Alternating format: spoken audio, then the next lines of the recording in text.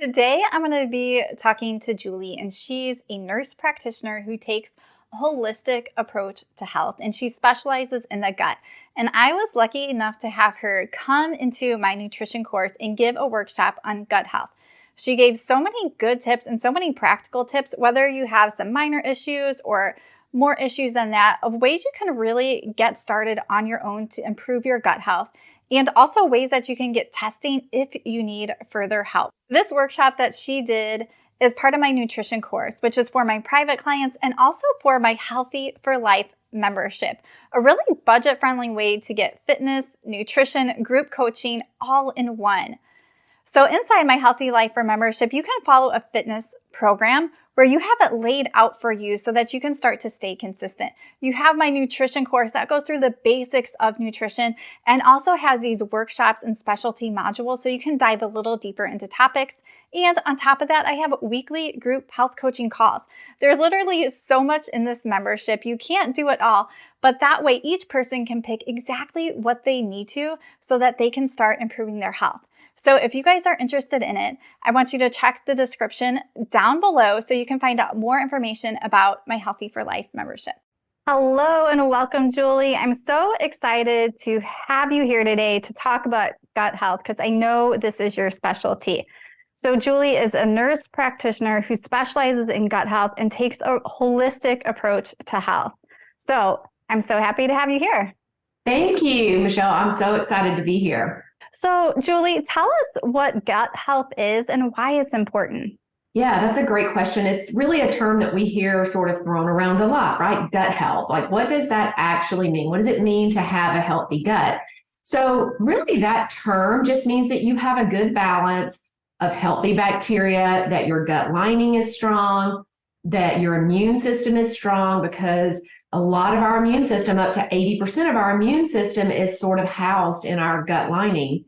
And that also you are digesting your food and absorbing nutrients optimally. So that's kind of what it means to have a good and healthy gut. Now, it's really important because some of your listeners may have heard this before, but over 2,000 years ago, Hippocrates said, all disease begins in the gut. And so we have really found that to be true, over time with research and even ongoing research that we're finding out. So it is definitely crucial just for overall well-being to have a good, healthy, strong gut. So it's important for your immune system, for brain health, for hormonal balance, and of course for effective digestion and eliminating toxins. So just really important for overall wellness. Yeah, and I feel like, and you mentioned just a little bit, I feel like there's always more and more research coming out about the gut and how it affects different systems in our body. So it's not just like our stomach, our gut's affecting our brain, our immune system. I know I had some autoimmune stuff starting a couple years ago, and everything I read about autoimmune is gut health. Gut health. You got to fix that first. And so, Julie, could you give us your top tip? I know there's probably lots of them on a way someone could start to improve their gut health. Sure. Well, actually, I'm gonna give two, but I'll make it really quick. So I would say two of the top most important things are what we put into our body, right? I would say that's number one. I mean, what you're eating. We can't expect to have a good, strong, healthy gut if we're not fueling our body with at least mostly healthy things. No one's perfect. We're not expecting you to be perfect. I'm not perfect. But really, no matter where you're at, I think the first step is like take inventory. Okay, where am I at? Am I eating out all of the time? Am I eating mainly processed foods?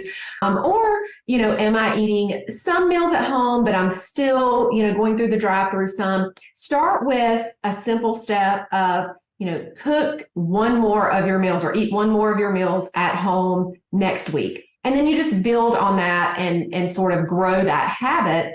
And what you'll find is the more whole foods that you eat, the more that you eliminate, some of the highly inflammatory foods like sugar and oils, seed oils and hydrogenated oils, you start to feel so much better. And that's a motivator for you to, continue to incorporate more of those healthy foods. So I think I just had to say one thing, it would definitely be what we're putting into our body.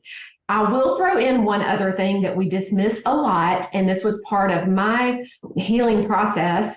And one of the reasons that it took me a long time to heal my gut, and that is stress. And, I know when we hear that word, some people are like, oh my gosh, I mean, stress is everywhere. We all have stress, and that's true. We do. It's about trying to learn some stress management techniques and, tools to use when you do get stressed, because yes, we live in a stressful environment. The world is stressful. Every day there are going to be things, but it's really how you handle that. And stress is one thing that will keep your gut from healing every single time. So I had to throw that in there because it's so, so important.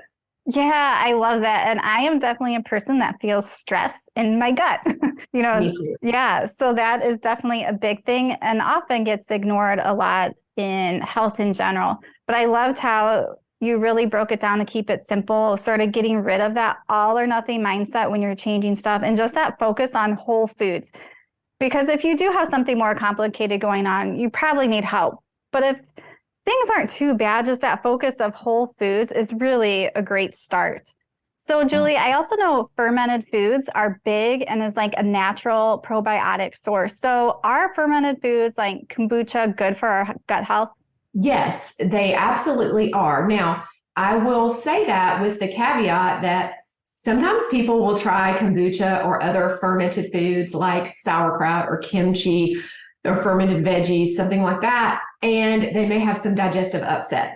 Okay. Well, that's because those have a lot of probiotics in them. And if your body is not used to a lot of probiotics, and maybe your gut health isn't really strong, you kind of have to work your way up. So if you have always been like, oh, well, I like the taste of kombucha, I want to incorporate it, but I don't know, it maybe doesn't agree with me as much, just start with small amounts, like half a cup a day, because you're getting good probiotics. So there's nothing harmful in that unless perhaps you were getting something that had a lot of sugar. So you do always want to look at the labels.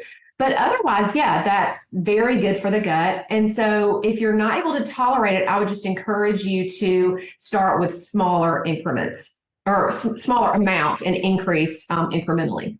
Yeah, perfect. And I have heard that before too, even with like some probiotic supplements you can get. If your gut's really off, it may cause more upset.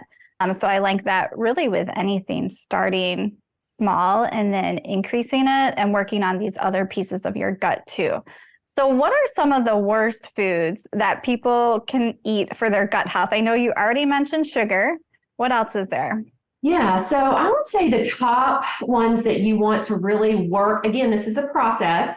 Don't feel overwhelmed and go, oh my gosh, I eat all of those things. I'm never going to be able to, tackle this. That's not the mindset you want to have. It's a process. And even when you develop these habits of eating cleaner and eliminating these foods, you're never going to be perfect. I just like to think of it like, well, if I did eat some processed sugar one day, I can always tell it doesn't make me feel great. And so I don't get down and go, oh, well, I'm going to just continue to do that. I go, tomorrow's a new day and my body's going to be reset. I'm going to start over.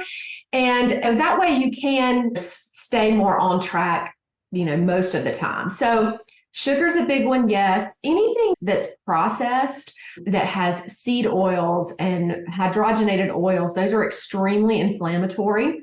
So you want to avoid those things. The other two things that I would say to avoid, and I know people don't like to hear this, but gluten is really a big one. And it's not that everyone has celiac or, is completely gluten intolerant. It's that we know that our food is not manufactured, is not grown the way that it used to be. A lot of gluten has been sprayed with pesticides and glyphosate.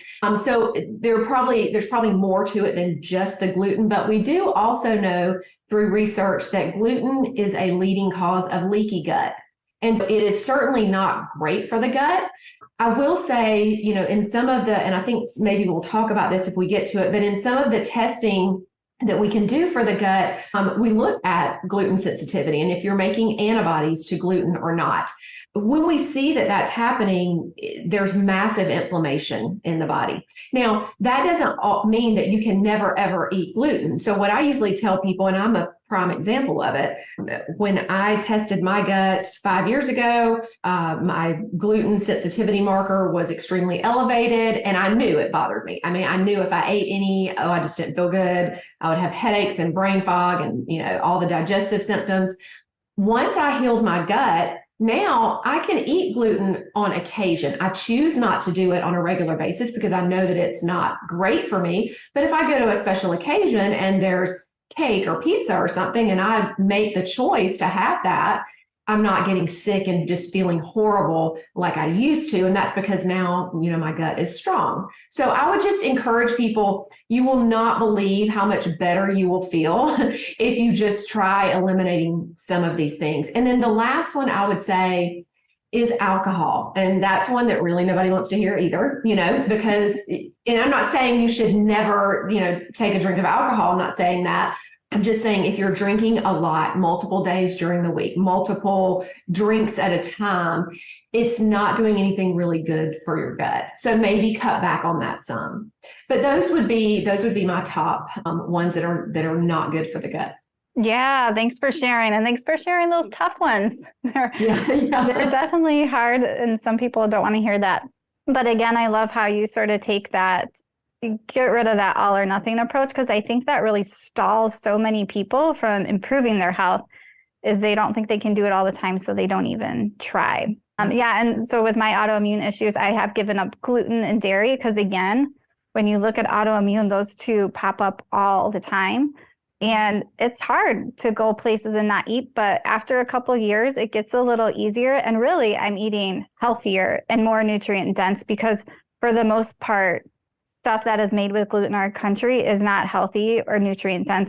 So I know in the workshop that you did as part of my nutrition course, you went over your 5-step protocol to help heal your gut. So could you just real briefly say how to help fix your gut health? Yeah, absolutely. So what you're referring to, Michelle, is I just take a functional medicine approach. And if you ever look this up, you'll find lots of information about it online. It's called the 5 R's of gut healing. And so the first one is to remove any pathogens, stressors, anything that is negatively affecting the gut. The second one is to replace things like digestive enzymes, bile acids, hydrochloric acid, things that you may be missing and needing for effective digestion. The third one is to reinoculate with probiotics, prebiotics, and that includes foods that have good probiotics and prebiotic fiber. The fourth one is repair. So that's about healing the gut lining and repairing leaky gut.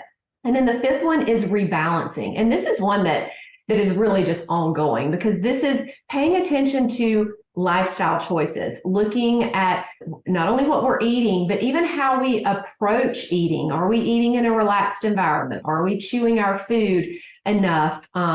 30 to 40 times a bite is what is recommended. What's your stress level like? How are you sleeping? How much are you exercising? Are you moving your body every day, or are you actually over exercising and putting more stress on your body? So that's the process. The first step really to understanding what's going on, if you are experiencing a lot of symptoms, is to get a proper diagnosis. Because otherwise we're really just kind of shooting in the dark if we don't know exactly what's going on in your gut. And that's why I'm a big fan of testing. I mean, I love to test. I'm using a stool test. I love the GI map. That's what actually helped me get rid of all of my gut issues once I understood what was going on.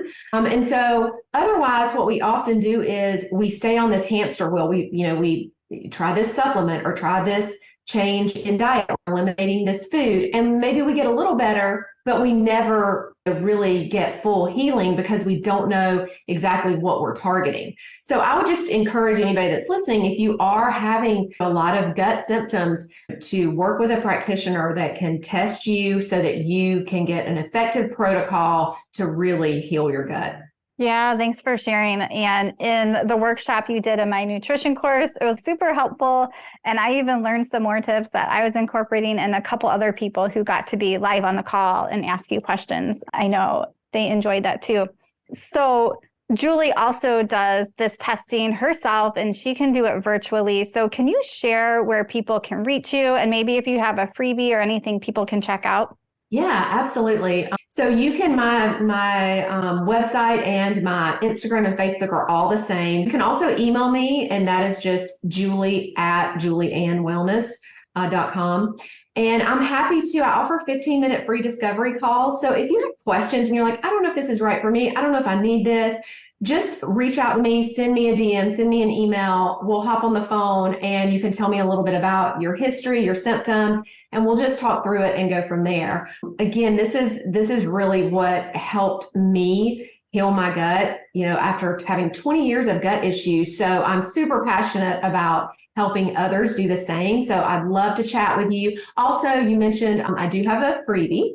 If you go onto my website, which again is julieannwellness.com, you'll see a freebie that there is a free ebook on there around how to improve your gut health. Perfect. Well, thanks for sharing, and thanks for coming on this podcast and also being part of my nutrition course. I love having these other experts in that really know more about these specific areas and really just helping to get wellness, helping everybody to start that first next step in their health. Yeah, absolutely, Michelle. Thank you so much for having me. So thanks so much for joining me today. Hope that you guys enjoyed this episode and really found at least one takeaway that you can start implementing. I encourage you to head to my Facebook group, Healthy Beyond 40, and tell us what that one takeaway is. Tell us what you're going to do. Make a post in there and hold yourself accountable. And if you want more help, I encourage you to check out my Healthy for Life membership in the description below, where you can start to piece together your health, where you can get your fitness, where you can get your nutrition, and you can get group coaching all at a budget-friendly price. So check that out below and hope to hear from you guys.